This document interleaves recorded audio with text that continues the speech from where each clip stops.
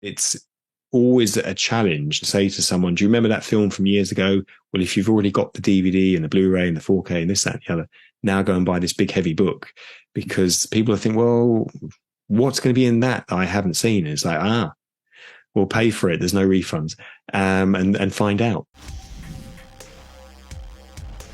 I gotta say, I loved the book. I finished it yesterday. It is such a great chronicling of this journey.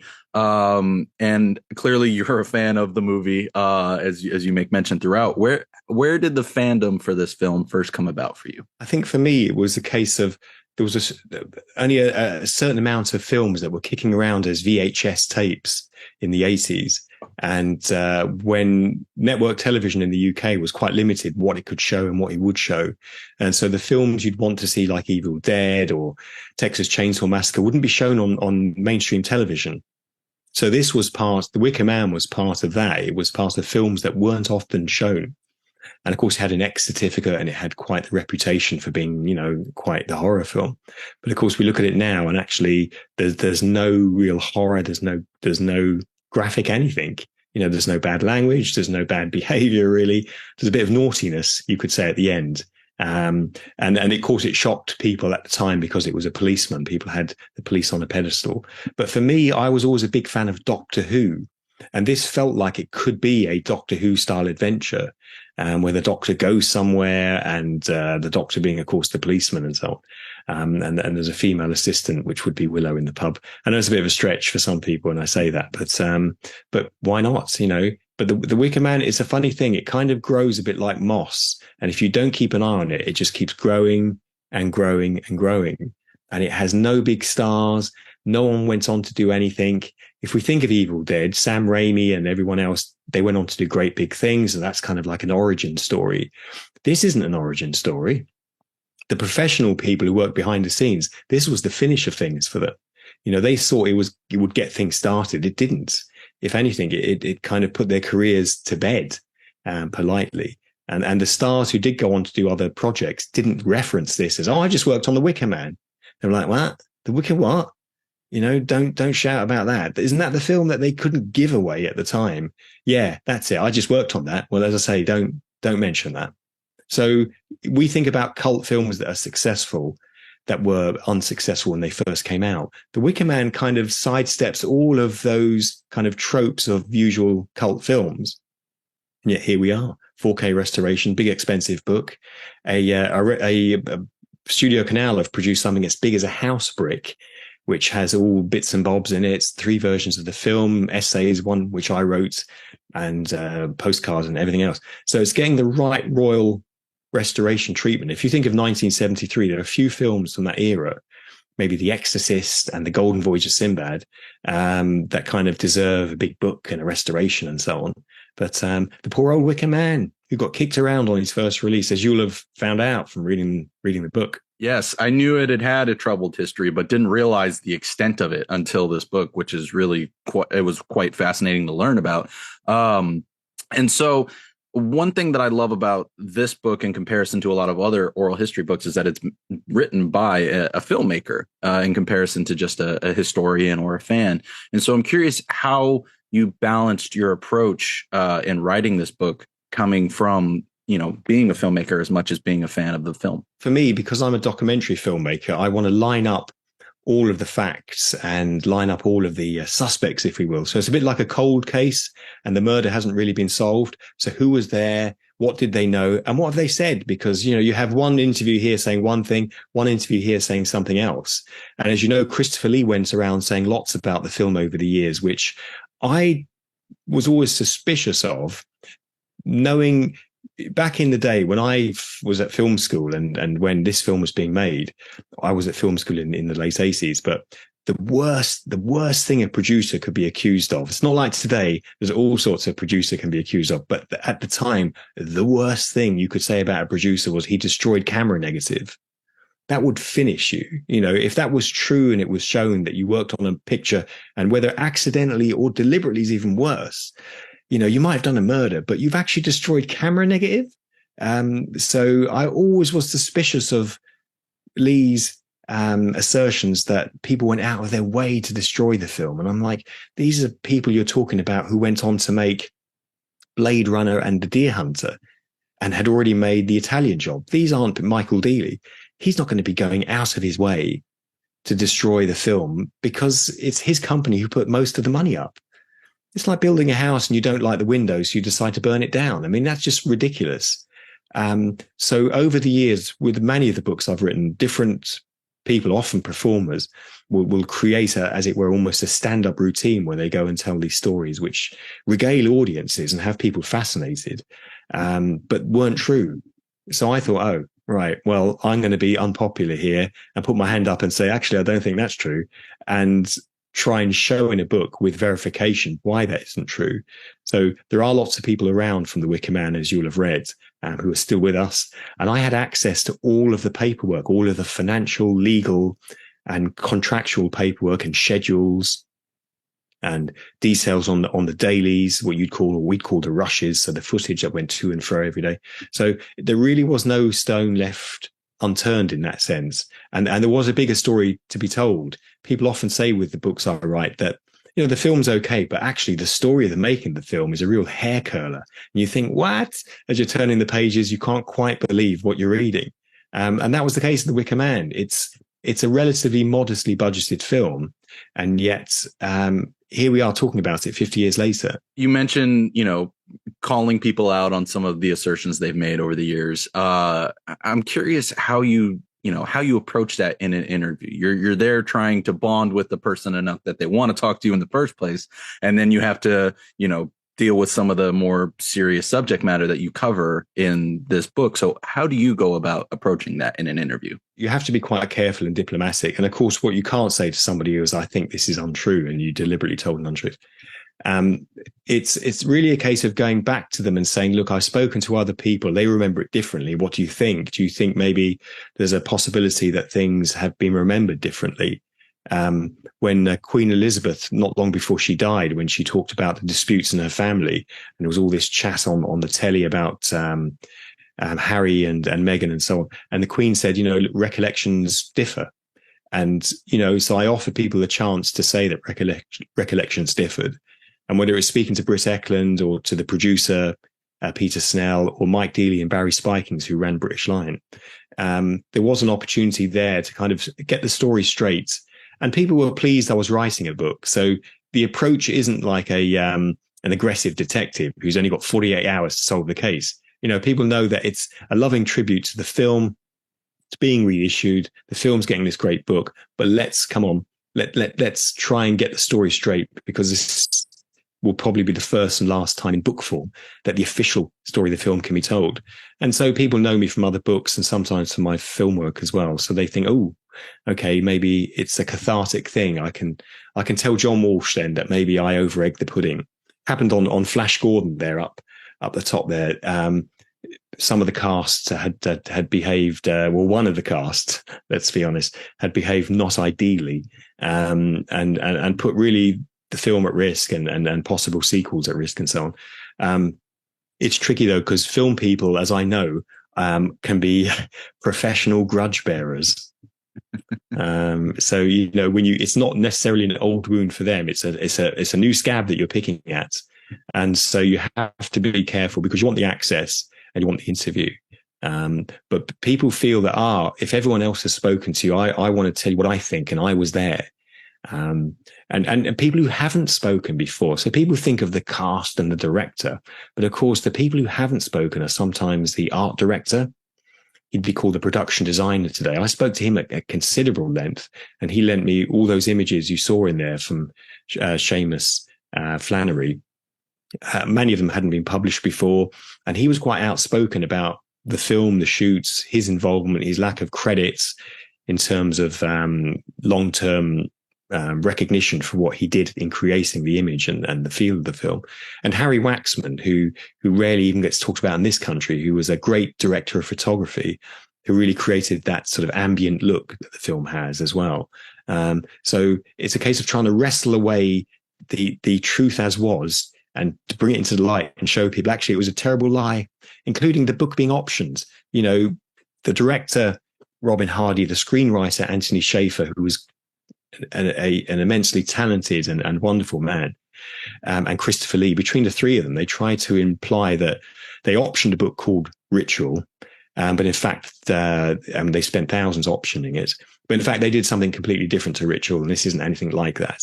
And I always thought, gosh, that's another injustice. Why are they getting away with this? Because no one's really challenging it. And I mean, fans aren't going to take them to court over it. They like hearing the stories.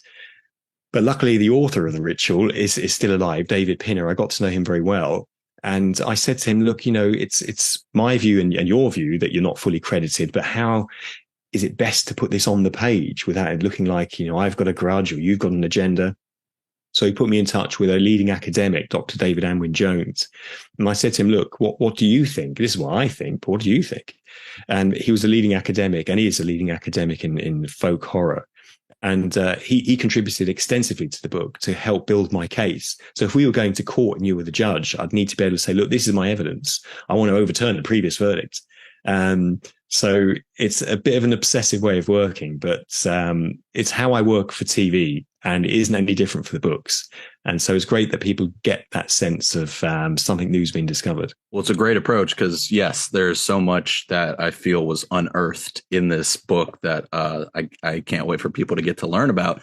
And on that note, what would you say was one of the more surprising tidbits that maybe you didn't already know prior to going into the book that you learned? The kind of chaotic nature of the shoot. I mean, there was lots of little stories, including one where one of the actors, Leslie McKay, she was sent down to London with the rushes, with the actual dailies footage on a train to give them into the laboratories for them to be developed. And it's kind of like, wow, that would never happen.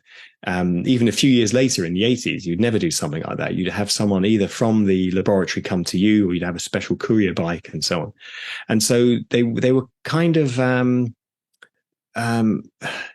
wouldn't say they were careless, but there was a lot of opportunities for things to go wrong here, and it didn't. Health and safety just absolutely didn't exist. The shots we have that have never been published before of the stuntman and how he was laying out his mattress underneath what would have been the burning Wicker Man. So they set it on fire with loads of petrol. It went like that. The stuntman's inside. He has to jump to save his life onto mattresses. That would never happen now. The working processes, health and safety. This I should be telling you all this because now everyone's going to think, I won't read his bloody book. But Diana Salento, who played Miss Rose, she was married to a very, very famous man at the time. She was married to Mr. James Bond himself, Sean Connery. And she was having an affair with Anthony Schaefer on the set. He'd cast her, helped cast her as Miss Rose, the school teacher. And she brought along her son, Jason Connery, who later appeared as Robin of Sherwood on English television and some movies. And they later married. She revealed after the film that she is, in fact, a white witch. And so this kind of lends sort of some of the credence, or if you like, the conspiracy theory around how people have been drawn in to the Wicker Man. And people have said that about me as well. I was chosen to write this book by the Wicker Man. So I didn't think too much of that to start with, but then lots of people kept saying it to me. You're the ideal person for this. You've probably been chosen by the Wicker Man. I was like, oh, thank you very much. Do I get a bigger fee? No, apparently not. So finding out she was a white witch kind of lends a sense of eeriness to the idea that the Wicker Man in the background is creating his own image and sustaining himself and reimagining himself like a myth should every kind of decade. And now he's at his height of his powers. The cost of the 4K restoration would be close to the cost of what the film actually cost to make in 1973.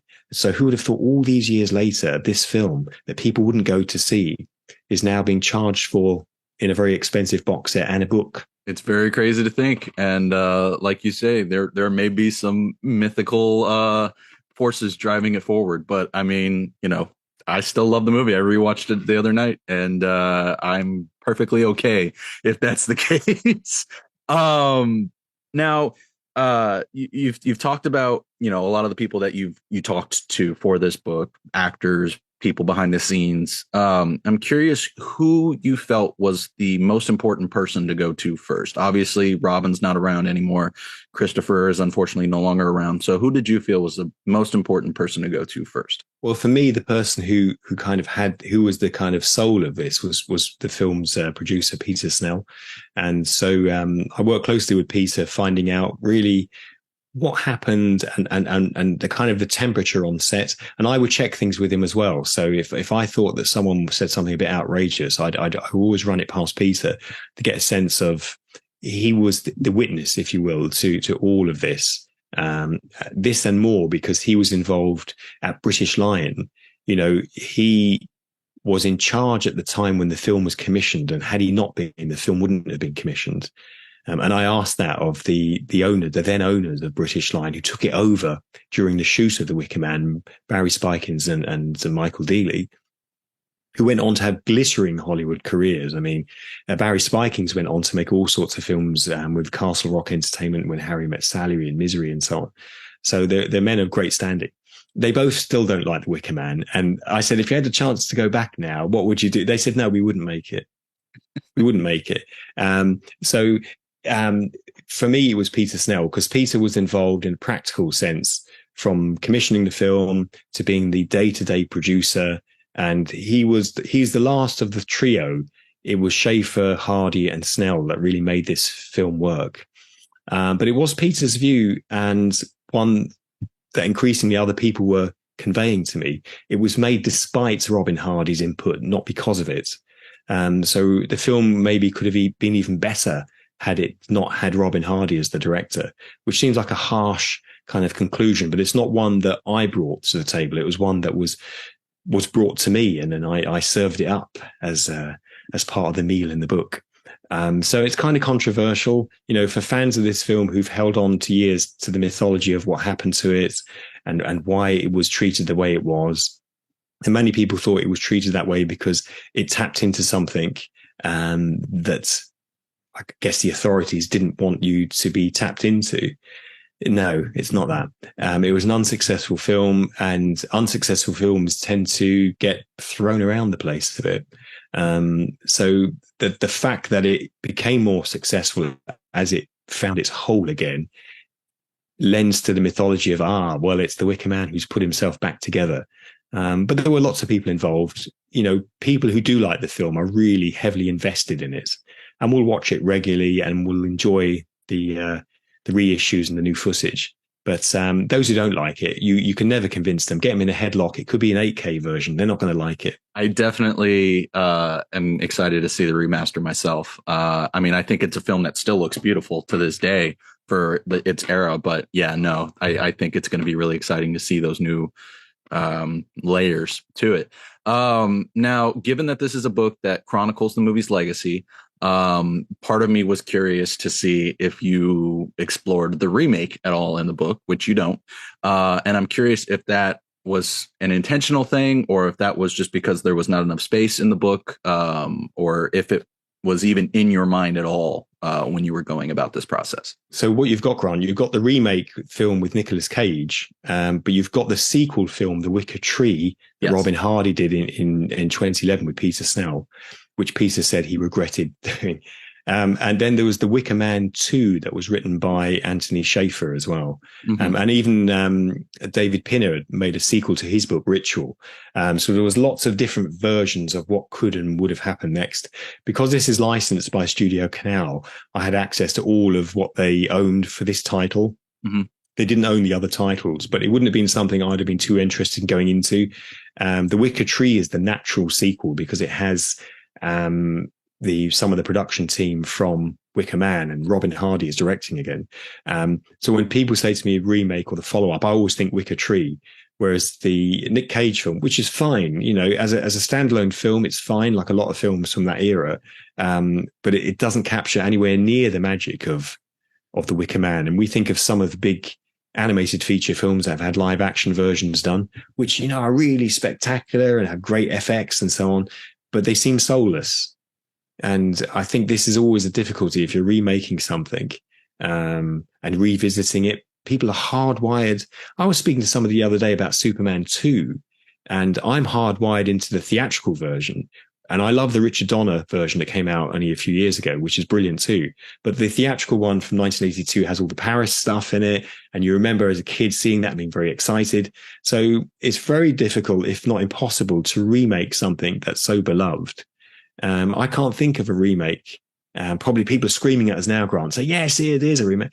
But what remake sequels have been better. Look, you've got Star Trek 2, people think is better than Star Trek motion picture. I love motion picture. Godfather 2, people hold up. Empire Strikes Back.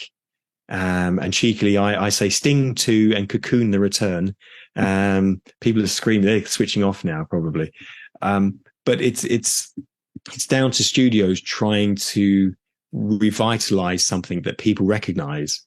So it's like political candidates. You spend half your money on getting name recognition if people know what you stand for. Whereas if you're doing part 2 or part 3 of something someone's seen before, or just the remake, there was a remake of Clash of the Titans, which I'm a trustee of the Ray Harryhausen Foundation. So I'm very much involved in all of the original Harryhausen films and the creatures and so on. But I never meet anyone who says they like the sequel to Clash of the Titans.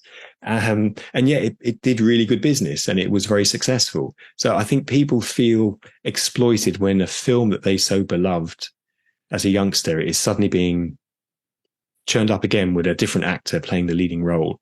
And as you'll have read from my book, I have an exclusive interview with who was the original intended actor to play the part that Ed Woodward so successfully made his own on the island. And that's great fun. I love doing that sort of thing. Who it should have been, who it could have been.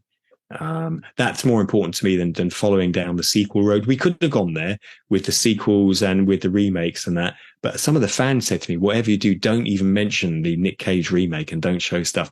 And I was kind of thinking, oh yeah, that's never on my to-do list. I'm not going to find pages for that. And I've got some amazing, amazing photography from StudioCanal that's never been published before. I'm not going to shunt that out of the way to get something in for a film no one likes. Or that they like for the wrong reasons. That they like for its unintentional hilarity.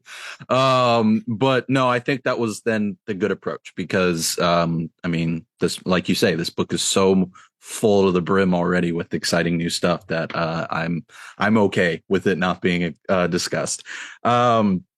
So now that you have multiple books of this kind under your belt and you've gotten to explore a movie that you love so much, what do you have coming up? Do you have any other books that you're working on for films like this? I have. So I've got my list, which I always circulate with the publisher, and they always looking like, didn't we say no last year? And I was like, well, you said that before about other ones that sold really well.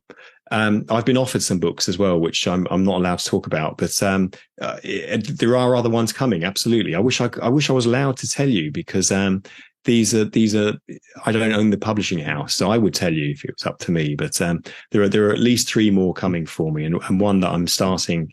I've just sort of kicked off on in the last couple of days. But similar things. People want me to find out the real story of what really happened, and it is tricky because the StudioCanal have a great archive. With this book, they helped enormously. But with some of my other books, it's been very hard getting decent photography, finding images that haven't been seen before. And these will be ones that are not in the studio archive. So that's why they haven't been published. So that kind of detective work is kind of laborious, but very rewarding. And it's always a challenge to say to someone, do you remember that film from years ago? Well, if you've already got the DVD and the Blu-ray and the 4K and this, that, and the other, now go and buy this big, heavy book, because people think, well, what's going to be in that I haven't seen? It's like, we'll pay for it. There's no refunds, and find out. I'm excited to see what you do next. And I was admittedly not aware of your prior works before this book, so I look forward to diving into those as well while I wait. So, but that is all the questions I really had, John. So thank you so much for taking the time for writing this book. I greatly appreciate it. No, my pleasure. And if you ever want me back to talk about any of these other books, then you have but to ask. I will be sure to keep that in mind. I mean, ScreenRant, we have a rabid movie TV fandom, so I'm sure they would be more than delighted to read about everything else. Look, here's a question for you, Grant. Sure. And I've been asking people this, and it puts them on the spot a bit.